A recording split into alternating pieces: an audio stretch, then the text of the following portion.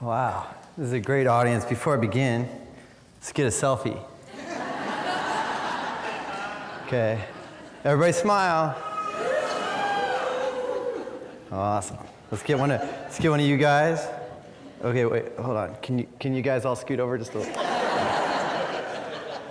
All right. Well, I'm really honored to be here, especially after all the talks that we've seen. This is a great audience, and it's a great summit, and I'm really, really excited and proud to be part of it. I'm going to talk about the idea of being human ultimately requires us to learn how to become humane. I'm a neuroscientist, and I'm going to talk about the science of violence and compassion, and hopefully by the end of my talk, you'll understand why a geeky guy like me would be talking at a storytelling artist summit. But let me start at the beginning, which is a little bit dark. I'm here because we have an epidemic of violence. And we're all familiar, unfortunately, all too familiar with this fact. Worldwide, we know that half of the kids in the world are victimized violently every year. Every one of us is going to be touched by violence directly or indirectly many times in our lives. Violence to self and violence to others. When it comes to the United States, none of us are surprised that we have big problems. Violent crimes occur many times a minute. Homicide, a couple an hour. Rape every 6.5 minutes. When it comes to violence to self, a suicide is completed every 14 minutes. And there's 5 people that die by drug overdose every hour. These are sobering statistics. And unfortunately, 1,616 days ago, I became one of these statistics, and that's why I come to you today. As a parent who, at that time, lost my only child, our beautiful girl, 6 years old, Avielle, when she was murdered in her first grade classroom with 19 of her friends and classmates and 6 of her educators in the Sandy Hook Elementary School shootings in Newtown, Connecticut. As you can imagine, that turned your world upside down. It derailed everything in our life, everything that we had all the hopes and aspirations to do. You literally lie on the floor feeling like the world is spinning out of control, and if you don't hold on, you're just going to get spun off. And in that depth of horrible heartbreak and despair, my wife and I said, we have to do something. We have to change things. So let me explain. I also come to you with a unique perspective. I'm a scientist. I'm a neuroscientist. My wife, Jennifer, she's a scientist as well. And we know what amazing, brilliant things we can accomplish when we put our imaginations, when we put our hearts, our minds, our finances, and our focus into a concerted effort to understand and alleviate human suffering and human conditions. This is what we do. And we have come so far in fields like cardiovascular sciences, diabetes, cancer research. We've made amazing breakthroughs because we used our imaginations to do this. And when Jen and I set out to see if there's some way that we could change the world to prevent tragedies like Sandy Hook, one of the things that we came into contact with right away, which was unrelated but so interesting how common it was, we would tell our story and what we wanted to do, and people would come up to us and they'd touch their foreheads and they'd look down and they'd say, I can't imagine what you're going through. I can't imagine what it'd be like to lose my child that way. And of course we appreciate the sentiment. It's coming from a great place, but the irony is that when you touch your forehead, you look down, you close your eyes maybe, you are all doing it right now, you are imagining it. And we need to imagine it, because it's not until we let something touch us personally that we're motivated to do anything about it. Not only can we all imagine it, we have to imagine it. There's a great quote by A.J. Heschel, who said, "Few are guilty, but all are responsible." We are all responsible for ourselves, for our loved ones, for our communities. So we need to imagine all the possibilities, what can happen, how people feel, what they're going through, why they do what they do, why somebody else is suffering. We need to imagine it. And on the brighter side of that spectrum, it's the imagination that sets us free to change the world, to paint it with beautiful colors, to make tomorrow better than today. So lend me your imaginations for a moment. When Jen and I were faced with this tragedy, we said we were going to do something. We're going to play to our strengths as scientists. And we created a foundation, the Avielle Foundation, in honor of our beautiful girl, with the mission to prevent violence and build compassion through neuroscience research, community engagement, and education. Let me explain what I mean. When we say research, we mean exactly probably what you picture when you picture research. Geeky glasses, white lab coats, bubbling beakers, brains in jars. And we're funding that research. And we're trying to understand how the brain works and what we can learn about it to prevent violence and to build compassion. But we also recognize that science in a vacuum has no value in an ivory tower unless it's brought to the everyday person in a way that's approachable, digestible, totally understandable, so that we can give people tools to put in their bags at home that they can reach into and find something that's of value to them. So the other half of our mission is community engagement and education. When we all have something of value to give, to receive from a community, we don't act out violently, we act out compassionately. We don't believe that knowledge is just power. Knowledge is empowering. Once you've understood something, once you've embraced it, once you've imagined it, you can't go back. You're changed. So I'm a scientist, and we study these organs, we study diseases and how to alleviate human suffering, and we all know, we have this heart, the lung, the liver, the kidneys. We know they could be healthy and we know they could be unhealthy.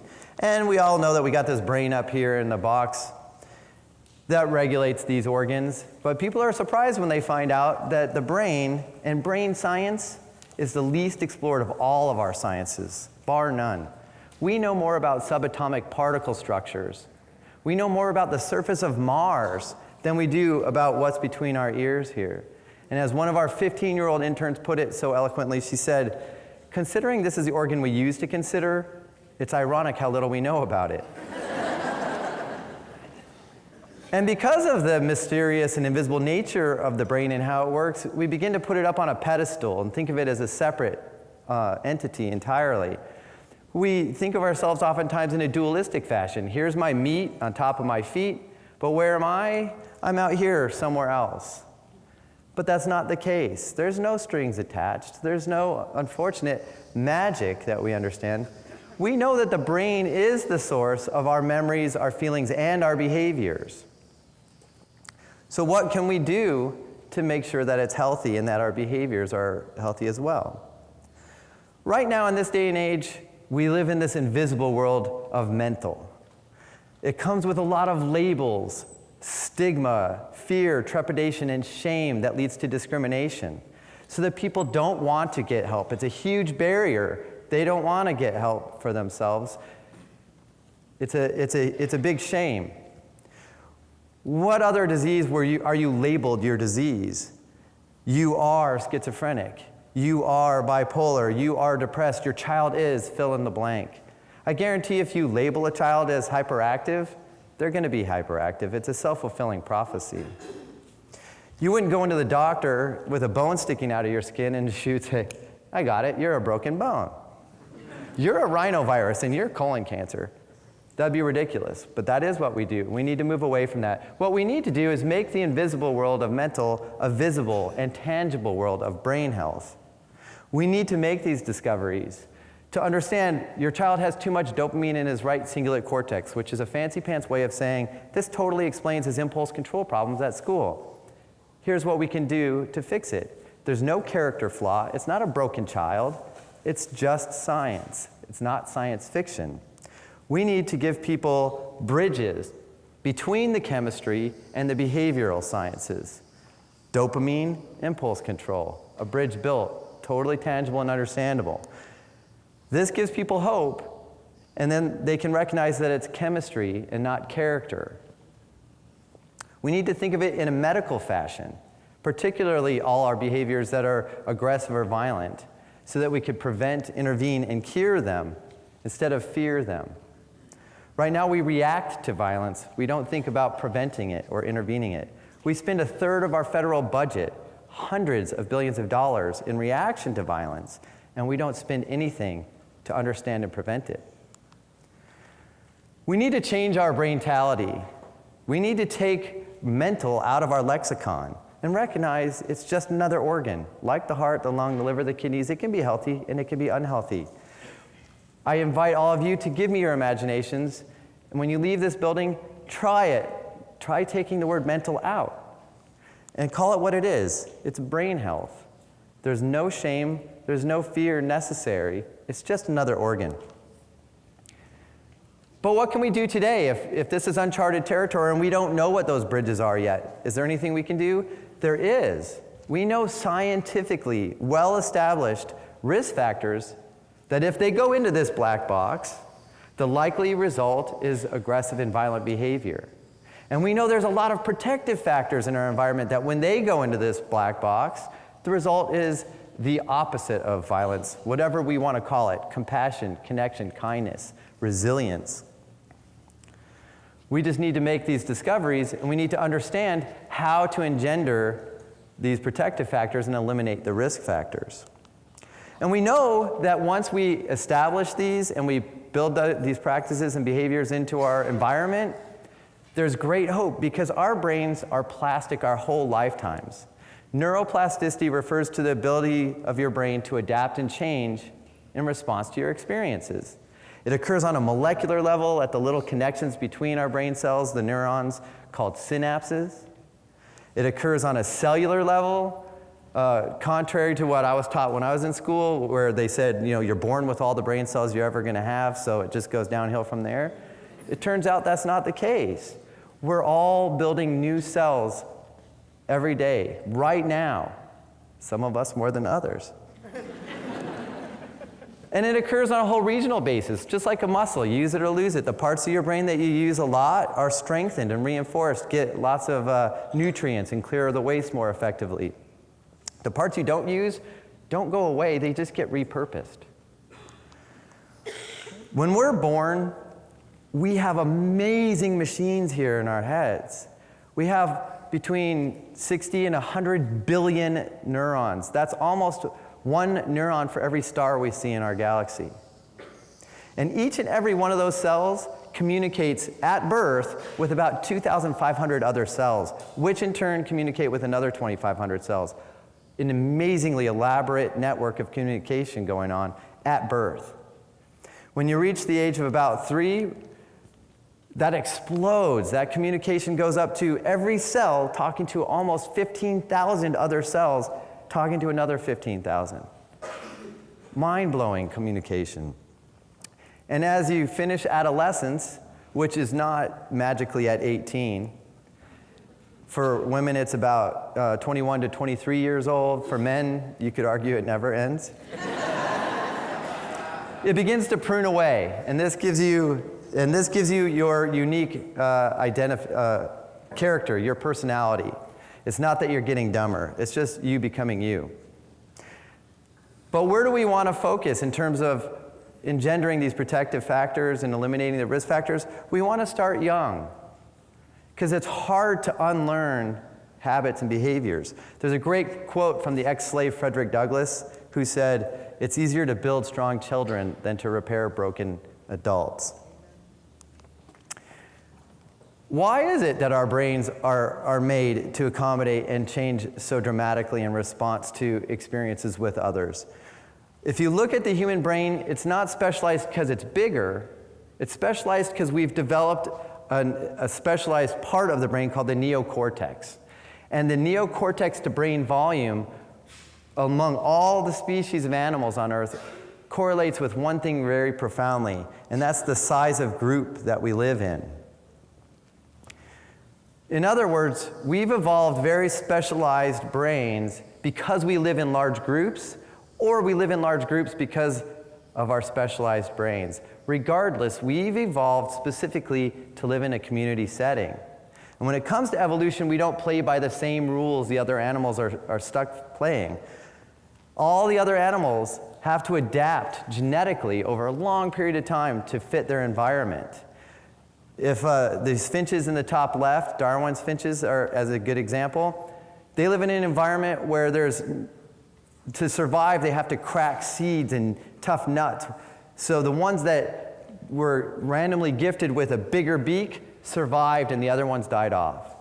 The finches in the bottom right, their environment was rich with carbohydrates deep into the flowers. So the ones that were evolved with sharper, thinner beaks beat all the other birds. But humans don't play by that game. We adapt our environment to suit us. If we want to crack a nut, we build a nutcracker. We flew to the moon just to check it out. We evolve in a different way. What we need is not a race for outer space, we need a race for inner space. We evolve in a very special way, and here's why I think I'm so honored to be here. We evolve through the sharing of our stories. My story is changed by yours, and they grow. Just like an animal species is fit, the more variety, the more diversity is in its gene pool, the more imagination, the more ideas and creativity we have in our ideas, our meme pool, the fitter and stronger we are. Those of us that can share our knowledge are the ones that communicate, connect, collaborate, and create. We're the evolved humans. Ultimately, humans are unique because of our imaginations. And it's the ultimate ability to be humane that makes us human. And that's our responsibility. So, I was time up a long time ago. Let me get to the conclusion. We're really at the base of Mountain Probable. And the light sides of this mountain are the things we know we know. And these dark shadows in the invisible area are the things we know we don't know. We know the brain is just another organ, and it's the seat of our memories, feelings, and behaviors. We know that we need to make the invisible visible, and that's brain health. We know that there are risk factors and protective factors that affect our behavior, and that we have the responsibility to eliminate risk and build protective factors. And we know that we have the hope that that will change things because our brains are plastic our whole lives. And we know that to be human means that we need to be humane to each other. We also have to recognize that the tip of Mountain Probable is really just the tip of the iceberg. And we need to dunk our heads underneath that water and look at the things we don't know. And that's what the Avielle Foundation is here to do. Shameless plug, I hope that you will all engage and help us to do that. We encourage you to donate at aviellefoundation.org, shop on Amazon Smile. But most importantly, and what you guys are all doing here, is find a way to talk about brain health. Find a way to break down these barriers of fear, shame, trepidation, and stigma by creating a conversation where you're comfortable talking about it. Find us on Facebook at Avielle Foundation, on Twitter, Avie, A-V-I-E Foundation, and talk about your ideas. Thank you for your time.